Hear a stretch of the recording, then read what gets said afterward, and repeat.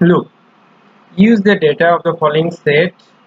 Here is the data and find that the probability of getting 2 orders from restaurant A and probability of getting 2 orders from restaurant D.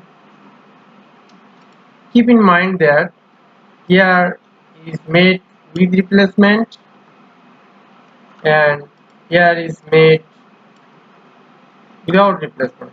Okay, let's see the solutions. Here is the table. This table represents this summation of these and this summation is this. So the formula of the probability with replacement getting order from restaurant D. Restaurant here total orders is 160. Total order is 160 and final grand total is 1112. So with replacement we have to select two items. So the one with probability this and one with probability this.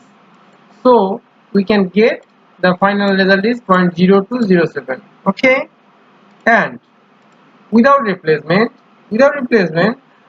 first probability is 160 by 112 and the second probability is 160 minus 1 is 159.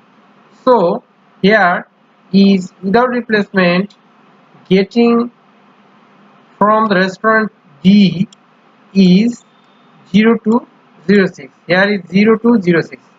So we can get our desired result and look carefully another results.